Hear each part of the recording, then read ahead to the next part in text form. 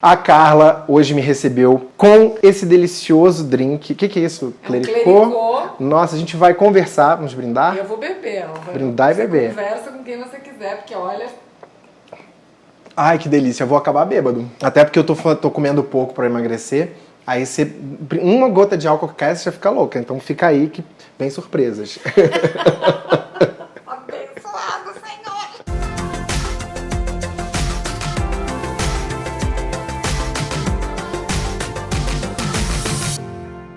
Todo dia tem vídeo, ontem teve, amanhã vai ter. E hoje tem com a Carla Pernambuco, que faz comidas maravilhosas, que é chefe, empresária do ramo da gastronomia, numa época que não existia ainda MasterChef.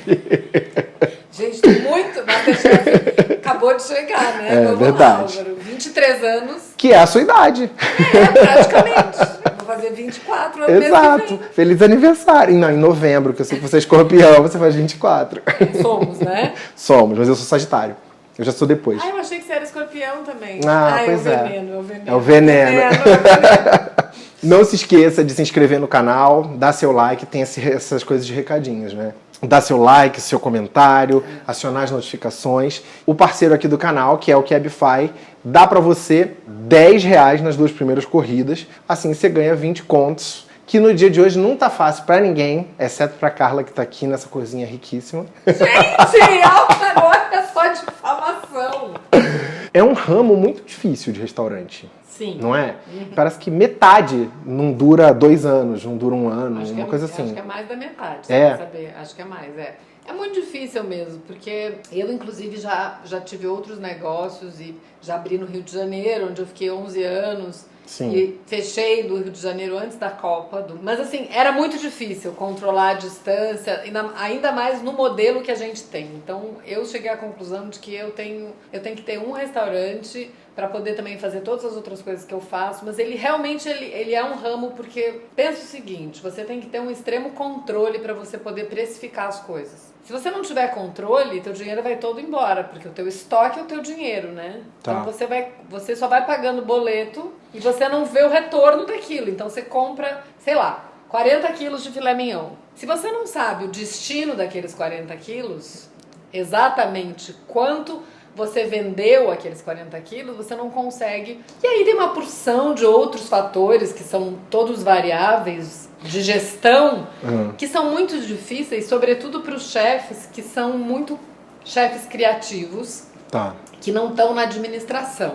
Só para eu entender, às vezes, você falou isso dos 40 quilos do filé mignon, às vezes são pequenos prejuízos que, quando você soma, eles dão uma fortuna. Se você não controla bem isso de para onde vai, do destino, de quanto sai.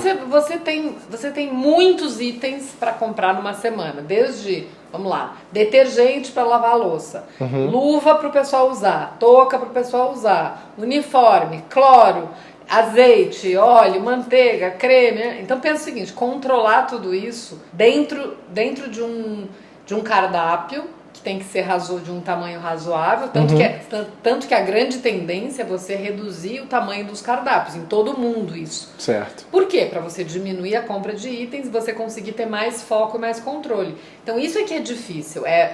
Os americanos têm um termo que eles falam para isso, que é balance the budget, né? Equilibrar o orçamento. Tá. O equilibrar o orçamento é que é difícil, que é uma equação difícil. E o restaurante é todo dia, porque o restaurante tem um dia que você atende 150 pessoas, aí tem outro dia que você atende 50. E você tem que ter uma equipe para atender os 150. Não adianta você ter uma equipe super reduzida. Então, esse balanço entre o número de pessoas, o número de compras versus venda, isso é muito, tem que gostar, tem que amar muito a profissão para poder continuar, porque dá vontade de desistir, assim, você fala, ai não, de novo, sabe? Tem gente que só consegue se tem um sócio que fica cuidando de administrar e enquanto o chefe se permite ou tem essa vontade, esse desejo de criar ou de ficar ali. Isso é mais fácil, né? eu acho que se torna mais fácil. Você faz as duas coisas. Eu faço e não faço, né? Porque eu faço, mas eu tenho o meu marido é meu apoio, né? Ele foi por muito tempo a pessoa que cuidou da gestão.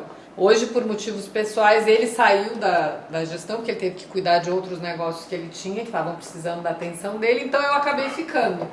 Mas não é que eu amo fazer isso, sabe? Eu faço, eu sei fazer, mas eu não... Eu preferia ficar só pirando na cozinha, receita, né?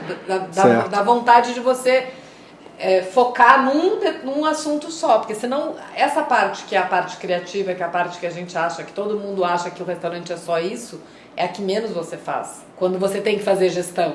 A impressão que eu tenho é que o restaurante, esse ramo, como ele é um ramo muito competitivo, logo você já tem que dar certo e os prejuízos se acumulam, senão os prejuízos se acumulam muito depressa.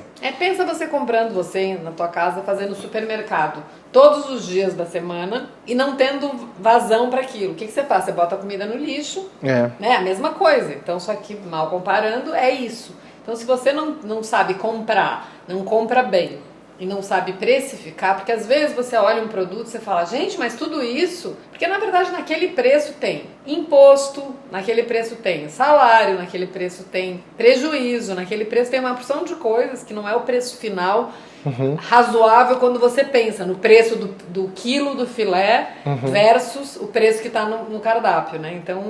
É isso que é difícil, eu acho, fazer essa equação fechar. Às vezes eu tô num restaurante que tem cardápio muito grande e eu fico pensando assim, mas tem tanto item, será que não estraga? Então estraga, né? Porque às vezes você fica com um monte de coisa lá atrás. E tem outra coisa, essa questão de fazer a gestão de cozinha, você precisa, essa cozinha de antecipação, que a gente chama no nosso linguajar, você precisa estar preparado para saber mais ou menos a tua média de público para você poder produzir a comida.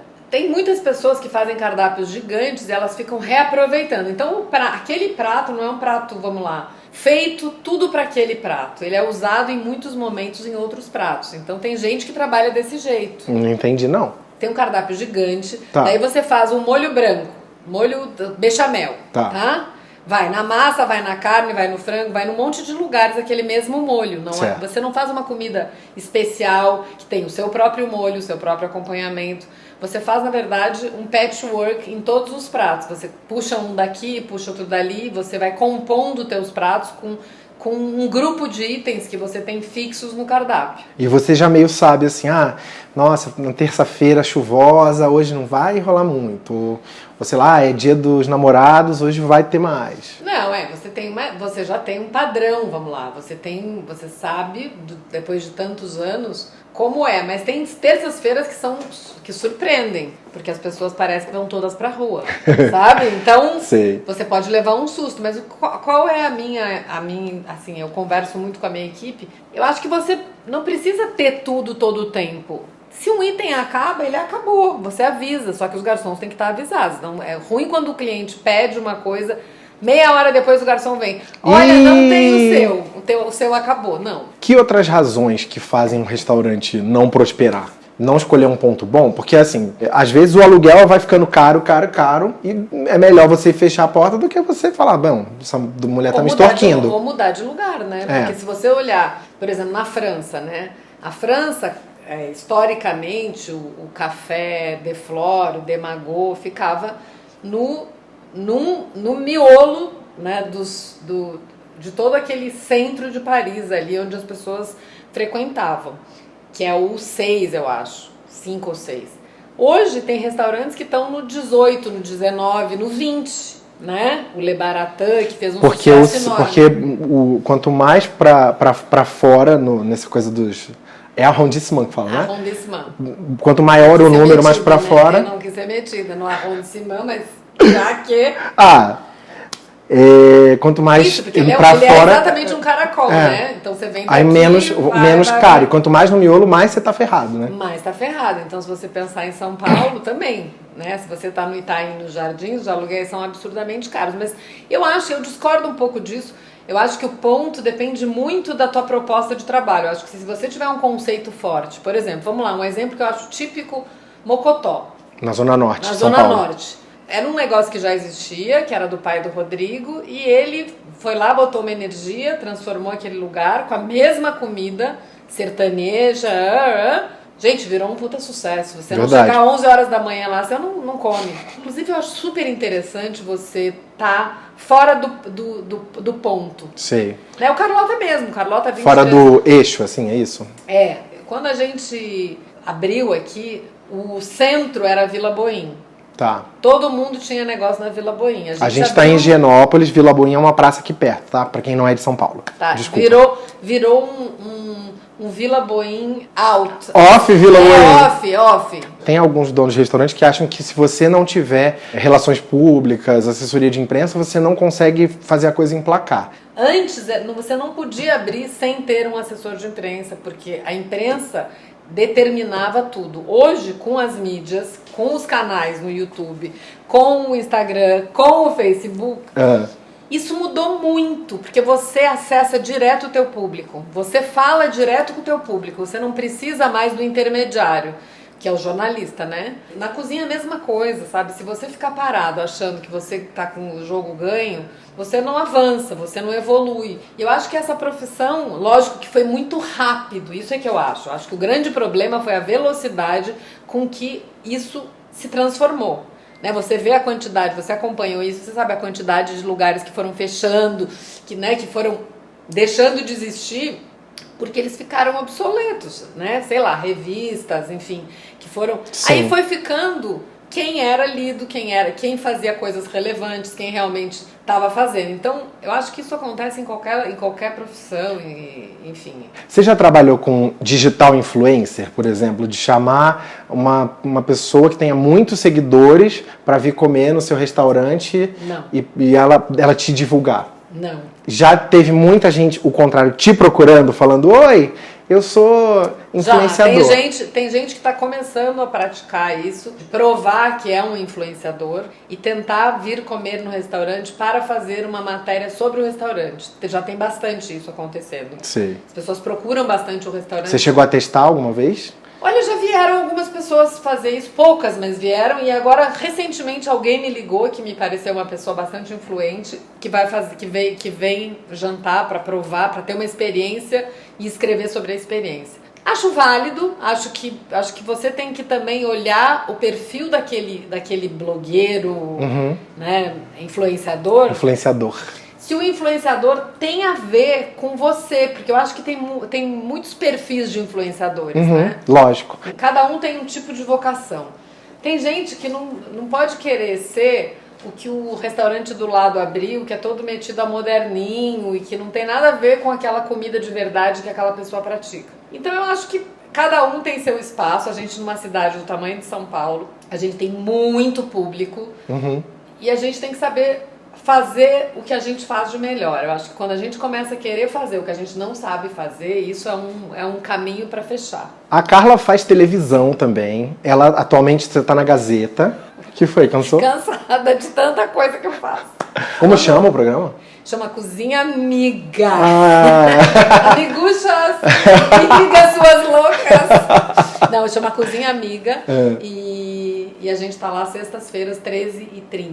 Então, pra gente encerrar, tem uma coisa que eu sempre peço, que você não ouse dizer que não. Eu sempre convido as pessoas pra cantarem uma música comigo que elas escolhem na hora. É o Alvaroquê. O que você quer cantar? Sonífera Ilha. Ah, eu gosto dessa. Você gosta? Gosto. Titãs? Gosto. Titãs? Será que a gente não vai desafinar, Álvaro? Não, imagina. Sabe a letra? Sei, essa eu sei. Não posso mais viver assim ao seu ladinho, por isso colo meu ouvido num radinho de pilha. Fazer o radinho aqui, ó. Pra te sintonizar. Sozinha. Numa ilha. É isso? Numa ilha. Tan, tan, tan, tan, tan, tan. Sonífera ilha. A gente vai beber. Beijo, Paulo Miklos.